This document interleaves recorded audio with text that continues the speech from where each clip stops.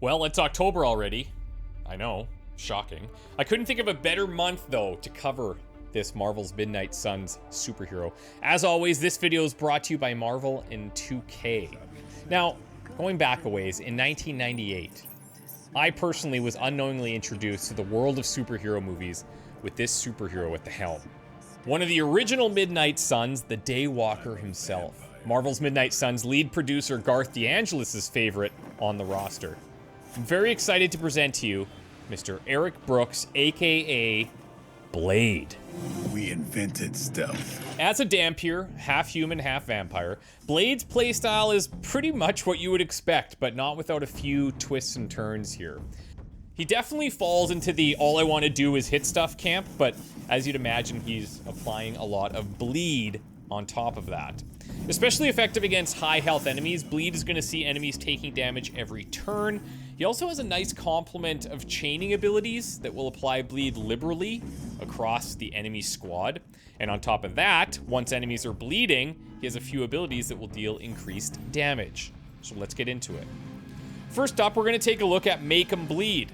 Aptly titled, this will be your main way of getting bleed added to your other card attacks. Make 'em Bleed is going to cause you to draw blade cards and then add bleed to your next 2 blade attacks, regardless of what was drawn.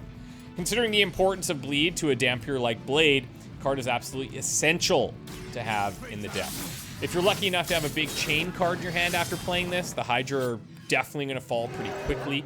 Now at level 1, you'll draw 1 blade card, and the next 2 blade attacks will apply 2 bleed. On upgrade, you'll draw 2 blade cards, and the next 3 blade attacks will apply 2 bleed. Share the love. Blade would love that. If you've seen any Blade quotes from videos about Marvel's Midnight Suns, you may notice that he's a bit more on the serious side.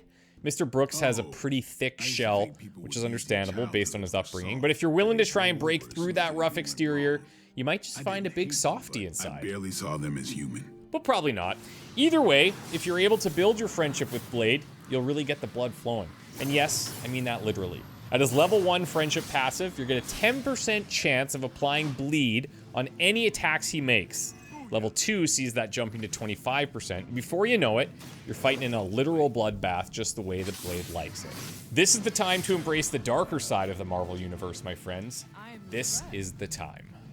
So you've applied bleed around the battlefield en masse. What can you do with that now? Well, Blade's skill called the Hunger will apply 2 marked to every unit with bleed.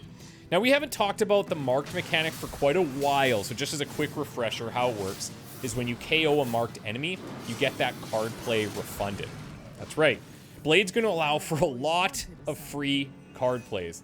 On upgrade, you'll also heal Blade for each enemy with bleed at the time of playing the Hunger, and a late game mod could also grant +1 Heroism when redrawing the card. If you've been paying attention to previous videos, you know what's coming next. That's right, big bad Blade heroics. Let's go. I dropped the name of this card earlier. It's called Daywalker. Powerful on its own as a chain 4 card.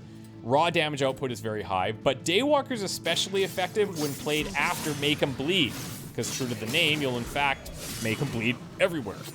On upgrade, Daywalker also lets you draw a card for each target in the chain that you KO. Now let's finish up with Blade's Golden Midnight Suns heroic ability. I hope you invited all the Hydra you know to this party, because Blade would like to have a word with them. At a cost of 4 Heroism, which isn't cheap, Blade will cast Glaive to target an AoE, applying huge damage, and applying 2 bleed to every enemy in the AoE. It's insanely powerful, so it rightfully carries the exhaust mechanic, but just in case you didn't think it was strong enough, you can upgrade it to level 2, and at that point, you'll get a 100% damage increase if the units you're targeting already have bleed. Bye-bye, bleeding baddies. Blade's blade isn't just bark. Wrote that myself. So, as you probably guessed, Blade is going to fit best with squads that can buff him up to share the love on his chain attacks. When you get a chance to see all of his cards, you'll notice a clear lack of knockback cards, so he's going to rely on other superheroes to reposition enemies for him. We're continuing to close in on December 2nd, and I'm just as excited as you are to get my hands on this game. Thank you so much for watching this series, you guys. Thanks to Marvel and 2K for working with me on these videos. Make sure that you're subscribed to both Marvel's Midnight Suns channel and my own. Check out the description below this video for all the important links. We're going to see you very soon, so hit that bell icon to be notified of the next video. Take care. We'll see you soon.